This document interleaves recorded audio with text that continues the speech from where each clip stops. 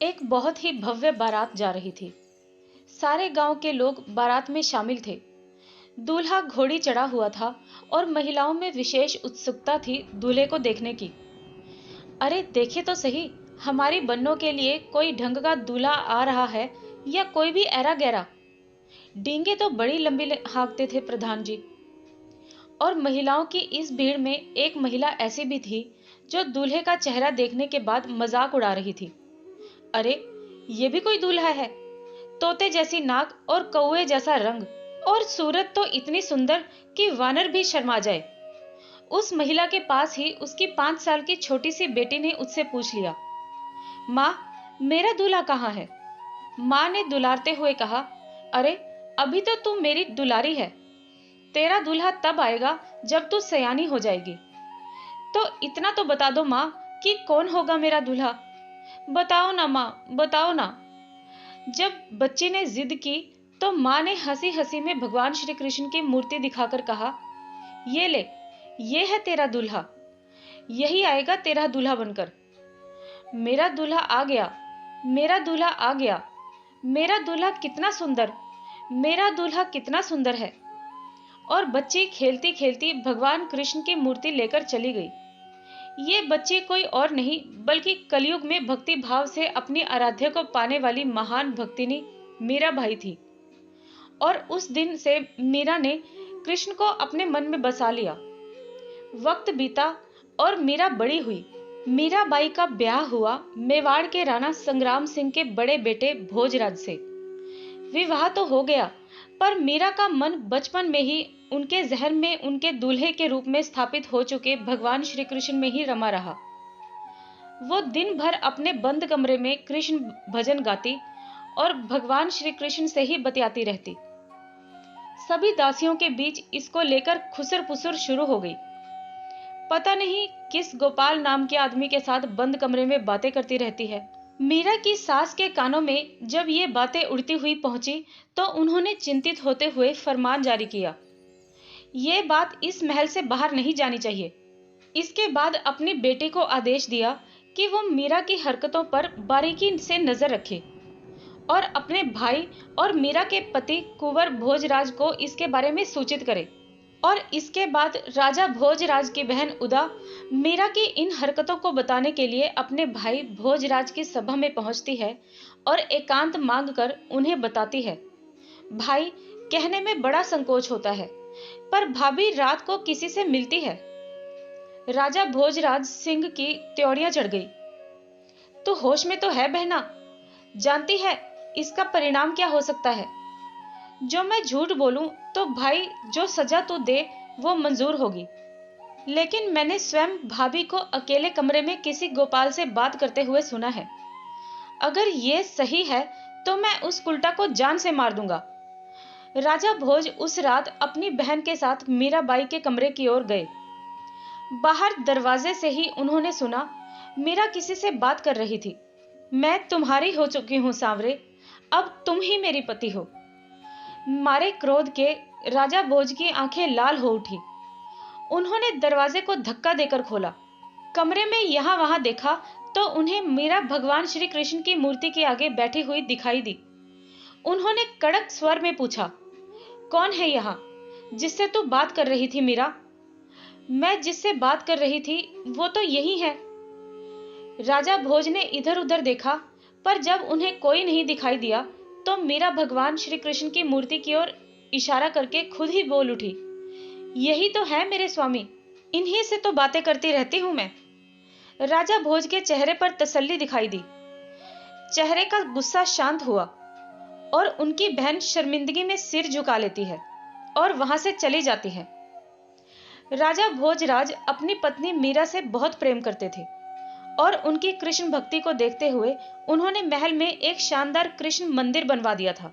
मीरा के मधुर भजन सुनकर वो उनकी आवाज पर इतने मोहित हुए कि उन्होंने मीराबाई को भगवान कृष्ण के महल वाले मंदिर समेत अन्य कृष्ण मंदिरों में भी भजन गाने की अनुमति दे दी। और मधुर भजनों की ये तान चित्तौड़ से निकलकर आगरा में अकबर के महल तक पहुंच गई। अकबर के मन में मीराबाई के भजन सुनने की आकांक्षाएं हिलोरे मारने लगी। किंतु चित्तौड़ और मेवाड़ के राणाओं के साथ दुश्मनी और बार बार उनके द्वारा युद्ध में मुंह की खाने से अकबर की हिम्मत नहीं हो रही थी कि वो मीराबाई से किसी प्रकार संपर्क साध सके। तानसेन अकबर के दरबार के सर्वश्रेष्ठ संगीतज्ञ थे। जब अकबर ने तानसेन से मीराबाई के भजन सुनने की अपनी इच्छा का जिक्र किया तो तानसेन ने भी स्पष्ट कहा, हुजूर, मीराबाई के भजनों का मैंने भी बहुत गुणगान सुना है और मेरी भी बड़ी इच्छा है कि मैं कभी उनका संगीत सुनूं और उनसे कुछ सीख सकूं।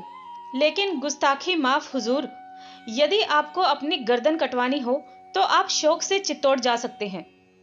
किंतु अकबर भी अपनी धुन का पक्का राजा था।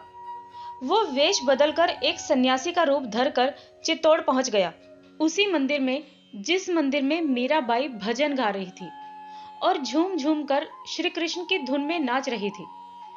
वह उनके मधुर संगीत का आनंद लेने लगा और जब भजन समाप्त हुआ तो वह अपने गले में से कीमती मोतियों की माला निकालकर मीराबाई को भेंट करते हुए बोला, यदि आप कृष्ण प्रेम में इतनी ही डूबी हुई हैं तो उसी कृष्ण प्रेम के नाम पर यह छोटी सी भेंट स्वीकार करें महारानी।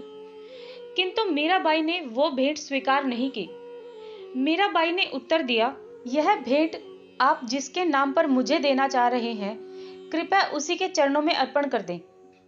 अकबर ने अपनी वह कीमती माला भगवान श्री कृष्ण के चरणों में रख दी। इसके बाद अकबर तो वापस आगरा चला गया, किंतु पूरे चित्तौड़ में यह खबर आग की तरह फैल गई कि मुगल बादशाह अकबर वेश बदलकर महारानी मीराबाई से मिला और भगवान कृष्ण के मंदिर में प्रवेश भी कर गया। खबर महाराणा भोजराज की सभा तक पहुंची तो मानो महाराणा पर थू थू हो गई। उनके छोटे भाई ने भी उनसे साफ कह दिया, भैया, माँ और बहन उदा ठीक कहती हैं।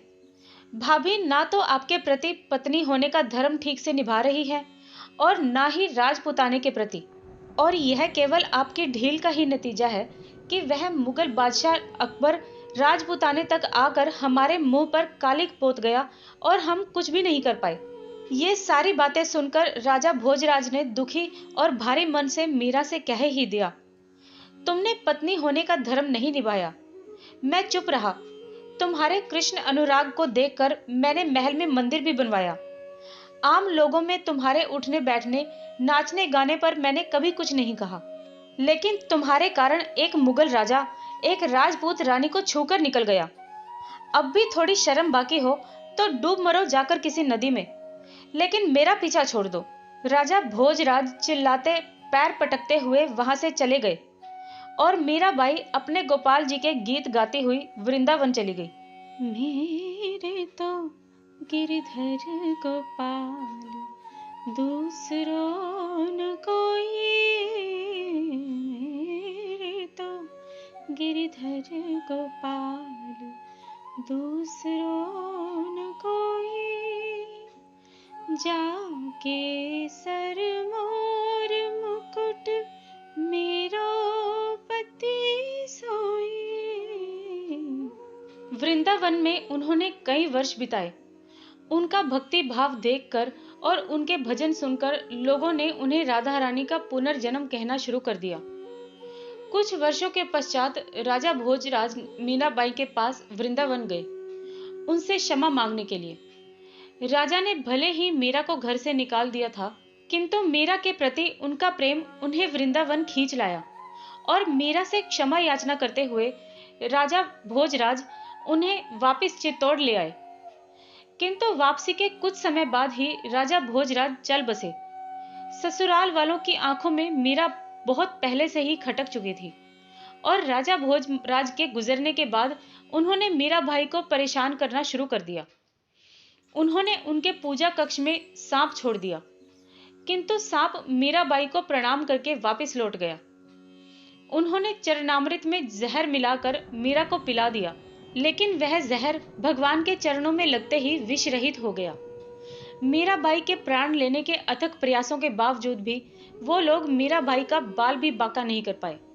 आखिर अपने परिवारजनों के इन अत्याचारों से परेशान होकर मीराबाई ने रामचरितमानस के रचयिता गोस्वामी तुलसीदास जी को पत्र लिखा और निष्कटंक कृष्ण भक्ति कैसे की जाए इसका उपाय पूछा।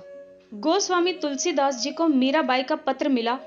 उन्होंने प्रति उत्तर लिखा, तुम्हारा विवाह राजा से हुआ, इसलिए भोग विलास का वातावरण तुम्हारे इर्द गिर्द था। रजोगुण और सत्व गुण ने तुम्हें घेर रखा था। मुगलों और राजपूतानों की शत्रुता में हर समय संघर्ष, युद्ध, हत्या, दंड और क्रोध जैसे तमोगुण हर समय तुम्हें घेरे रहते थे। ईश्वर की कितनी भी भक्ति कर लो, किंतु यदि इन गुणों का वास तुम्हारे आसपास भी है या इन गुणों से घिरे हुए मनुष्य तुम्हारे आसपास भी हैं, तो तुम ईश्वर को प्राप्त नहीं कर सकोगे। ईश्वर को पाने के लिए तुम्हें गुणातीत होना पड़ेगा। सभी गुणों से ऊपर उठकर हर क्षण सिर्फ भक्ति में रमना होगा, तभी तुम अपने गोपाल जी को पा सकती हो। जब तक तुम राजसिक गुण और तामसिक गुणों से ग्रस्त लोगों की संगत नहीं त्यागोगे, तब तक अपने भगवान को नहीं पा सकते हो। ईश्वर को पाना है तो बंधन त्यागने होंगे। और फिर इसके बाद गोस्वामी तुलसीदास जी की प्रेरणा से मीराबाई अपना ससुराल छोड़कर अपने चाचा के यहाँ आ गई।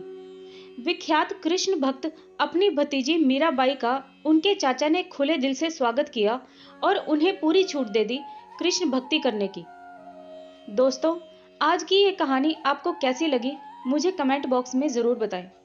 मेरे इस चैनल को सब्सक्राइब करें, इस वीडियो को लाइक करें और अपने फ्रेंड्स और फैमिली के साथ इस वीडियो को शेयर भी करें। तो फिर मिलते हैं किसी और कहानी के साथ इसी चैनल पर। तब तक के लिए धन्यवाद।